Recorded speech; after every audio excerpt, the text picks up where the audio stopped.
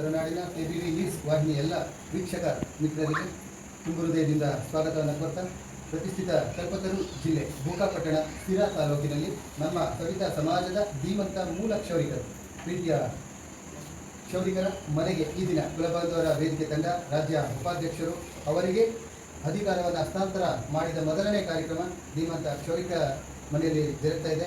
ರಾಘವೇಂದ್ರ ಜಿಯವರು ರಾಜ್ಯ ಉಪಾಧ್ಯಕ್ಷರು ಕುಲಬಾಂಧವರ ವೇದಿಕೆ, ಹಾಗೆ ರಾಜ್ಯ ಮಹಿಳಾ ಅಧ್ಯಕ್ಷರು ಪ್ರೀತಿಯ ಡಾಕ್ಟರ್ ಲಕ್ಷ್ಮೀಜಿಯವರು, ಹಾಗೆ ನಮ್ಮ ಕಾರ್ಯಾಧ್ಯಕ್ಷರು ಪ್ರೀತಿಯ ಕೋಮಲಾಜಿಯವರು, OBC ಹಿಂದುಳಿದ ವರ್ಗ ಕರ್ಪೂರಿ ಠಾಕೂರ್ ವೇದಿಕೆಯ ಸಹಯೋಗದೊಂದಿಗೆ ನಮ್ಮ ಸಮಾಜದ ಧೀಮಂತ ನಾಯಕನಿಗೆ ಒಂದು ಸನ್ಮಾನವನ್ನು ಮಾಡಿ ಅವರ ಸಮಗ್ರ ಕುಟುಂಬದ ಒಂದು ಸಣ್ಣ ಪರಿಚಯ. ತುಂಬ ಹೃದಯದಿಂದ ಸ್ವಾಗತ. ದಯಾನಂದ್ ಸರ್ ಅವರಿಗೆ ತಮ್ಮ ಒಂದು ಪರಿಚಯ ತಿಳಿಸ್ಕೊಡಿ ನಮ್ಮ ವಾಹಿನಿ.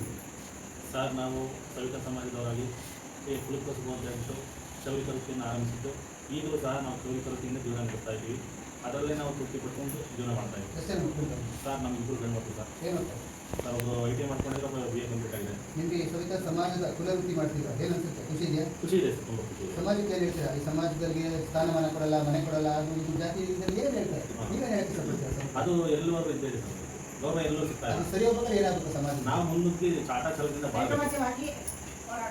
ಒಗ್ಗಟ್ಟಾಗಿ ನಾವೆಲ್ಲರೂ ಏಕಪಥ ರಸ್ತೆಯಲ್ಲಿ ನಡೆದಾಗ, ನಮ್ಮ ಕುಲವನ್ನು ನಾವು ಗೌರವಿಸಿದಾಗ, ನಮ್ಮ ಸಮಾಜವನ್ನು ನಾವು ಗೌರವಿಸಿದಾಗ ನಮಗೆ ರಾಮರಾಜ್ಯ ಸೃಷ್ಟಿಯಾಗುತ್ತೆ ಅಂತ ಅದ್ಭುತವಾದ ಮಾಹಿತಿಯನ್ನು ನೀಡಿದಂಥ ನಿಮ್ಮ ಶ್ರೀಮತಿಯವರ ಹೆಸರು ಪ್ರಭಾವತಿಯವರು.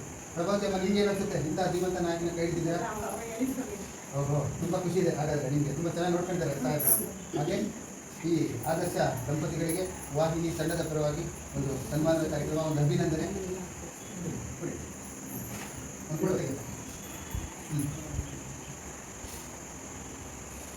ಹಾಗೆ ಅವರೊಂದು ಪುಸ್ತಕವನ್ನು ಶತಮಾನ ಭವತಿ ಸದಾ ಶೇವೇರ್ಗೆ ಪ್ರತಿಷ್ಠಿಸಿ ತಾವು ಕಣ್ಣನ್ನು ನನಸಾಗಲಿ, ನಿಮ್ಮ ಕುಟುಂಬಕ್ಕೆ ಆರೋಗ್ಯ, ಯಶಸ್ಸು, ಪ್ರೀತಿ ಎಲ್ಲವೂ ನಿಮ್ಮ ಬಾಳಲ್ಲಿ ತುಂಬುವುದರಿಂದ ಧನ್ಯವಾದ.